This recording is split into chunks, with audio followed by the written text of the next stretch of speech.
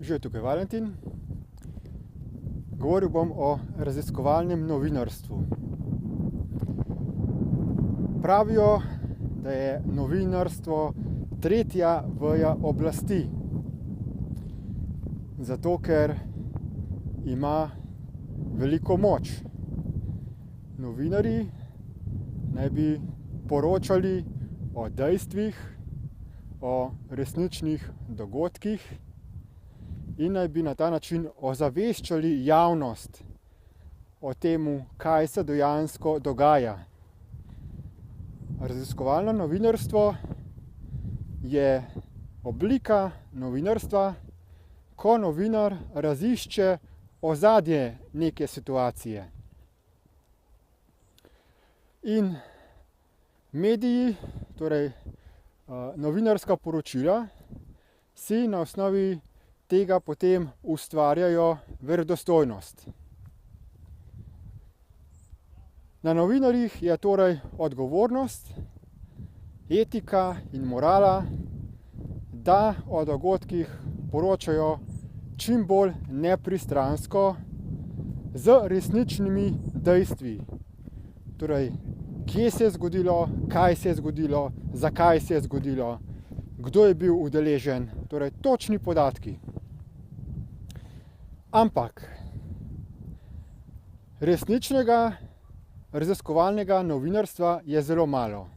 Zakaj? Zato, ker recimo, ko se nekaj zgodi, nek dogodek, recimo nek moški je do smrti pretepel svojo ženo. Novinar gre na dogodek, popiše, izve podatke o tem, kaj se je zgodilo, kakšen je bil moški, na kateri lokaciji približno, in pa seveda tukaj gre tudi za tajnost osebnih podatkov.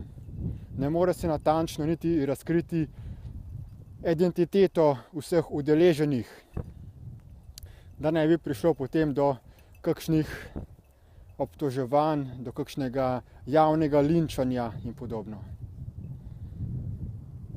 Toda to poročanje še zdaleč ni dovolj, še zdaleč ni natančno.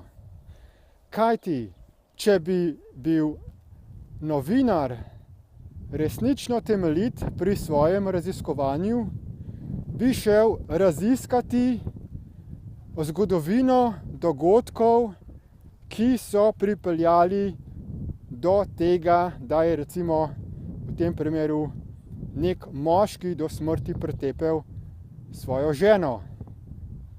Da bi šel raziskati njegovo življenjsko zgodbo, kaj se mu je dogajalo, zakaj je na ta način ukrepal, kaj ga je do tega privedlo, kakšni so bili njegovi miselni procesi, kakšno je imel vzgojo, kakšno vlogo je v tem dogodku igrala tudi njegova žena, kje sta oba dva od vpletenih prepuščala oziroma se odrekala svoji odgovornosti, da bi spremenila določene svoje miselne in vedenjske vzorce, ampak sta še naprej igrala določeno igro v odnosu, ki je potem se potencirala do tega, da je prišlo do tega končnega obračuna, v katerem je ena od vpletenih oseb umrla. Če bi novinarji resnično raziskali temeljito en sam primer nasilja, v podrobnosti raziskali delovanje uma, misli, čustev, vedenjskih vzorcev, potem bi lahko za enim časopisnim člankom naredili popolno revolucijo glede zavedanja, kako človek funkcionira. No, na srečo se je pojavila neka oseba, ki je bil kriminalist v policiji in je svojo vlogo vzel zelo resno in je začel natančno raziskovati, kaj so vzroki za kriminal v družbi. To je gospod po imenu Bernard Pullman. Žal je pred nekaj leti umrl. Toda on se je lotil raziskovanja izjemno temeljito in je raziskal tudi vse nevidne duhovne vidike in vplive, ki vplivajo na nas kot človeška bitja.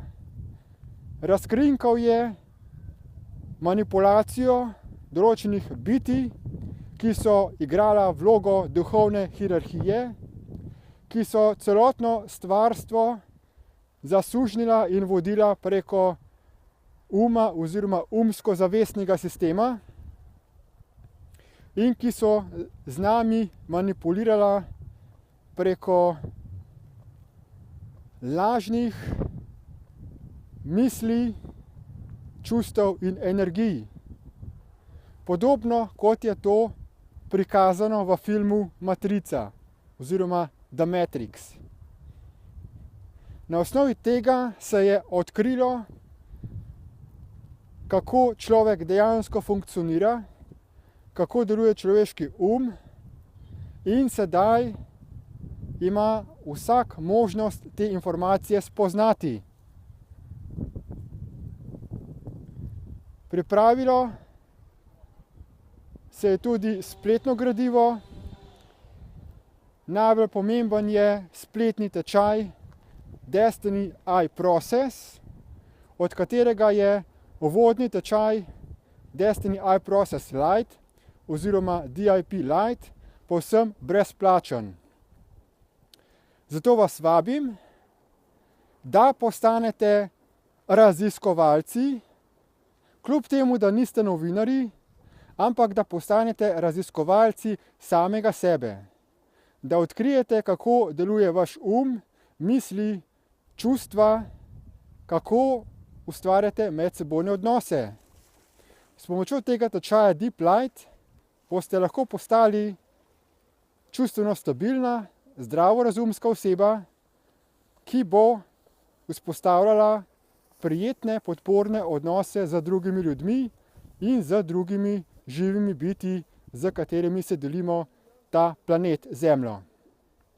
Na ta način bomo lahko zelo hitro in učinkovito izboljšali stanje na tem svetu. Povezave do vseh teh podpornih informacij, izsledkov, raziskovanj Bernarda Pullmana in teh tečajev, povezave do tega gradiva najdete v opisu tega videoposnetka. Tako da si le poglejte in odkrijte celotno stvarstvo v podrobnosti. Hvala za pozornost in nasvidenje.